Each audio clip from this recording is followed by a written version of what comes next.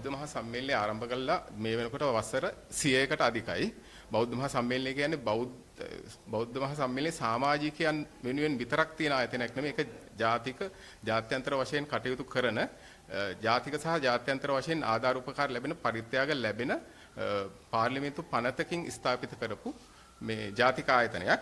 අපිට තියෙනවා පූජා කරපු දේපල අක්කර 200කට වඩා ඒ කොළඹ ආසන්නයේ සහ කොළඹින් පරිබාහිරව ඒවේ වටිනාකම බිලියන ගාණක් වෙනවා. අපි මේ අද කතා කරන්න හදන එක දේපලක් වන්නේ හලාවත මහවැව කොළඹ අනුරාධපුර ප්‍රධාන මාර්ගයට මූණලා තියෙන අක්කර 11යි පර්චස් 32ක් වන අබේසිරි වර්ධන පවුල විසින් පූජා කරපු දේපලක්. ඒකේ දල වශයෙන් අද වර්තමාන වටිනාකම වෙනවා මිලියන 1200ක්. බෞද්ධ මහා සම්මේලනයේ මේ විදිහට ගලාගෙන 2022 වසරේ චන්ද්‍රනිමල් වාකිෂ්ඨ සහ රොෂාන් මද්දුමගේ කියන දෙදෙනාගේ නායකත්වයේ යටතේ ඔවුන් මෙහි පාලනය මම හිතන්නේ අල්ලගත්ත කිව්වොත් නෙවෙයි. එතන නීතිමය ප්‍රශ්න වගේක් තියෙන ඒක ගරු අධිකරණයේ තියෙන නිසා මම ඒ ගැන දැන් කතා කරන්නේ නැහැ. ඔවුන් මෙහි බලය අත්පත් කරගත්තට පස්සේ මුදල් දේපල දැඩි ලෙස වංචා කරන ඔහුගේ ටීම් එක එකතු වෙලා සාමාන්‍යයෙන් බෞද්ධ සම්මේලනයේ කටයුතු කරන මෙන්න මේ ව්‍යවස්ථාවට අනුකූල වන කටයුතු කරන්න ඔවුන්ට හිතුමතේ කටයුතු කරන්න බෑ. මේක උන්ගේ පුද්ගලික ආයතනයක් නෙමෙයි. ඒක නිසා ඔවුන්ට හිතුමතේ කටයුතු කරන්න පුළුවන්කමක් නැහැ. මේ දැනට වසර දෙකකට තුනකට පමණ පෙර අපේ මේ මම දැන් කියපු මහවැව තියෙන පිහිටි ඉඩම වැලි කොන්ත්‍රාත්කරුවෙකුට බදු දෙනවා. අපේ තියෙන මේ ව්‍යවස්ථාවේ තියෙන නීති රීති උල්ලංඝනය කරමින්. ඒ වගේම තමයි සාමාන්‍යයෙන් කුමන හෝ ඉඩමක පුජ්‍යලික හෝ මේ රාජ්‍ය හෝ ඕන මේ ආගමික ආයතනයක හෝ දේපලක්ක වැලි හැරීමක් හෝ වැලි සේදීමක් කරනවා නම් පුරාවිද්‍යා දෙපාර්තමේන්තුවෙන් අවසරය ලබා ගත යුතුයි. ඒ වගේම පුරාවිද්‍යා දෙපාර්තමේන්තුව ස්ථානීය පරීක්ෂණයකින් පසුව දෙන නිර්දේශ හා නිරීක්ෂණ භූවිද්‍යා පතල් කාර්යාංශයට ලබා දෙනවා. ඒගොල්ලෝ තමයි ඒකට යටත්ව අවසර පත්‍රය නිකුත් කරන්නේ. දැන් මේ චන්ද්‍රනිමල් වාකිෂ්ඨ සහ රොෂාන් මද්දුමගේ කියන අය මේ බදු දීලා තියෙන ඉඩමට ඔය වාර්තා දෙකම නැහැ. පුළුවන් නම් මෙන්න මේකට සමීප දර්ශනයක් ගන්න බලන්න මේ පුරාවිද්‍යා දෙපාර්තමේන්තුව විසින් පිළියම ඒ ඉඩම සම්බන්ධව අපි ඉඩමට ගිහිලා ස්ථානීය පරීක්ෂණයක් කරපු ඡායාරූප ටිකක් තියෙනවා. ඡායාරූප කීපයක්. අපේ ඡායාරූප 6-7ක් තියෙන එක නරඹලෙමු. අපේ ලෝක බෞද්ධ මහා සම්මේලනයේ ශ්‍රී ලංකා මධ්‍යස්ථානයේ ගරු සභාපති සුදත් දේවපුර මැතිතුමත් සමග තෝඩුවාව පොලිසියට ගිහිල්ලා පැමිණිල්ලක් කරනවා. තෝඩුවාව පොලිසියේ හිටපු OIC මහත්තයා අපිට කියනවා ඒගොල්ලන්ටත් මේ ගමේ ඉන්න ජනතාව 119 හදිසි ඇමතුම් වංශයට දැනුවත් කරලා මෙහෙම අනවසර වැඩක් වෙනවා කියලා දැනුම් දුන්නාට පස්සේ අදාළ පාර්ශවයන්, ඒ කියන්නේ බෞද්ධ සම්මේලනයේ ඇතුළු අදාළ පාර්ශවයන් ගෙනහැලා විමර්ශනයක් කරාම OIC මහත්තයා අපිට ප්‍රකාශ කරා ඒගොල්ලෝ භූවිද්‍යායකේ අවසර පත්‍රයක් තියනවා කියලා ඉදිරිපත් කරා කියලා.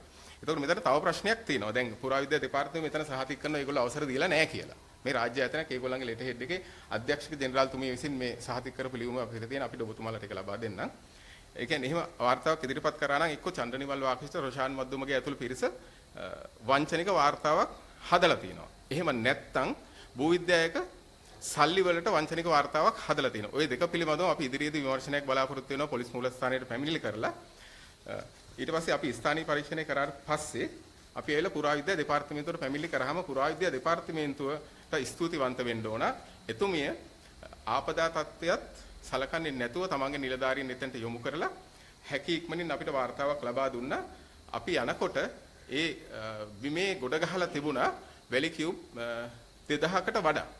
ඒ කියන්නේ මේ අපි ඡායාරූප ටික ඔබතුමාලට දෙන්න. ඒක තියෙනවා අපේ අක්කර 11 බිමේ අඩි 2කමාරක් වගේ හාරලා තියෙනවා. හාරලා ගොඩ ගහලා ඒ වගේම තමයි එතන තියෙනවා සිලිකා කියන වැලි මේ මිල අධික.